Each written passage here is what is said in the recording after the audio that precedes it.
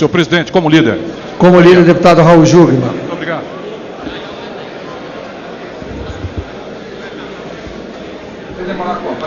Você que nos acompanha na rádio, na TV Câmara, também na internet, muito obrigado pela sua audiência. Seguem os discursos aqui no plenário Ulisses Guimarães e, neste momento, o deputado Raul Jungmann fala pela liderança do PPS.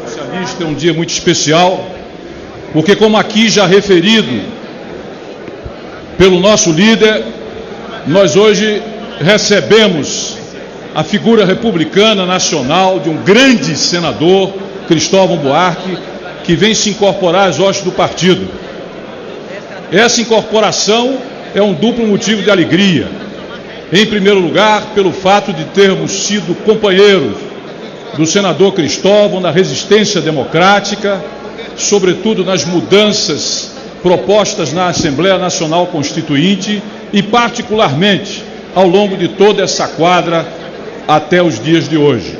Em segundo lugar, porque, nesse momento, por decisão do presidente do partido, nós queremos comunicar que o Partido Popular Socialista estará realizando um congresso extraordinário para que se possa discutir as teses de uma esquerda democrática, de uma esquerda aberta, de uma esquerda moderna, avançada, mas que mantenha os seus compromissos populares, que mantenha os seus compromissos nacionais. E nós aqui fazemos um apelo para todos aqueles que queiram discutir conosco. Não nos cabe aqui fazer um convite, embora tenhamos a esperança, mas, sobretudo, fazemos aqui um convite a todos aqueles que se consideram parte de uma esquerda moderna, democrática, participativa, para que participe conosco dessa grande discussão que nós pretendemos fazer através de um Congresso Nacional Extraordinário, juntamente com o nosso mais novo senador Augusto Coutinho, que é o senador Cristóvão Buarque. Dito isto, passa ao segundo ponto. Ontem, juntamente com líderes da oposição, tivemos com o senhor ministro do Supremo Tribunal Federal, o ministro Barroso. Fomos até ele em defesa da posição desta casa no que diz respeito à decisão, cujo voto vencedor foi do ministro Barroso a respeito do rito do impeachment.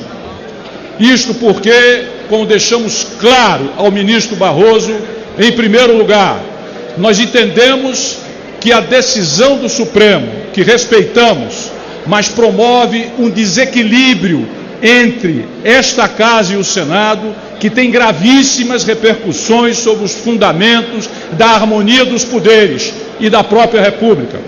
Não é possível, não é aceitável que uma decisão tomada por quórum mais alto previsto constitucionalmente, de 372 votos, possa ser revogada pelo Senado através de uma maioria de 41 senadores. Portanto, aqui é a primeira das assimetrias a referir e nós entendemos como primeiro equívoco na decisão tomada pelo Supremo Tribunal Federal. O segundo dos equívocos tem a ver com o fato que, numa questão como essa, não cabe, de acordo com a Constituição, que o Senado venha a ser uma Câmara revisora, a Câmara Alta se transforme numa Câmara revisora, numa decisão pelo mais alto quórum da Constituição de 372 votos. Obviamente que isso não faz sentido, em particular, deputado Miro Teixeira, deputado Jarbas Vasconcelos, quando a Constituição é clara a esse respeito, ao dizer que compete a essa Casa exatamente a autorização para que o processo e o julgamento se dê no âmbito do Senado Federal. Se era, afinal, para que o Senado pudesse revogar uma decisão por simples maioria, tomada pelo mais alto quórum dessa Câmara Federal, obviamente que o nosso papel fica, de fato, muito diminuído. Como também colocamos a questão da chapa avulsa, como mais que uma tradição, algo que faz parte do regimento dessa casa, e regimento que está aí sendo observado há décadas, e que, é claro, não faz sentido se confundir indicação com eleição, como bem deixou claro o ministro do Supremo Tribunal Federal, Gilmar Mendes. Por fim, senhor presidente, chegamos à questão do voto secreto aberto. E eu pessoalmente lembrei ao ministro Barroso que todas as vezes em que imperou a ditadura nesse país, se obrigou a abrir o voto em deliberações interna corporis deste Congresso e dessa Câmara. E que toda vez em que inversamente convivemos com o regime democrático, a salvaguarda da autonomia desta Câmara e do Congresso Nacional foi preservada através do voto secreto nas decisões tomadas internamente e que dizem respeito à organização dessa Casa.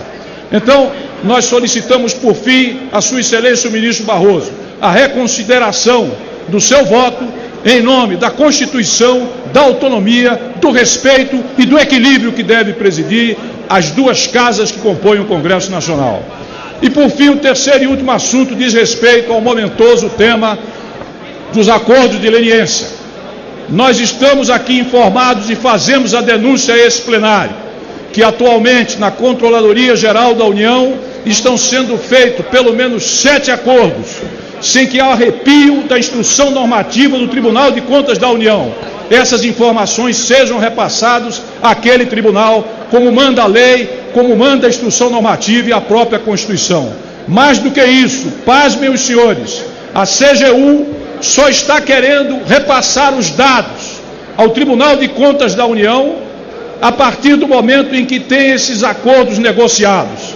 E mais ainda e sobretudo, que a CGU nega o processo e as informações ao Tribunal de Contas da União, que afinal, meu caro Valente, é órgão auxiliar deste poder. E mais do que isso, ainda segundo informações colhidas junto ao Tribunal de Contas da União, a CGU informa não ter aberto processo, não ter atas sobre os acordos que estão sendo negociados. Então, senhoras e senhores, isso é uma maneira do Executivo fugir ao escrutínio dessa Casa, fugir ao escrutínio do Tribunal de Contas e, obviamente, que isso não ajuda de forma nenhuma a continuidade do processo de passar esse país a limpo e de dar, sobretudo, conhecimento através do Tribunal de Contas da União, constitucionalmente, órgão auxiliar do Poder Legislativo, de acompanhar todo o processo que atualmente está em curso na CGU e também o acompanhamento do Ministério Público Federal. Por isso é que os líderes da oposição decidiram, em boa hora, convocar o seu ministro-chefe da Controladoria Geral da União para que aqui venha prestar esclarecimentos, não apenas sobre os acordos de leniência que estão sendo feitos, mas também o estágio que se encontram.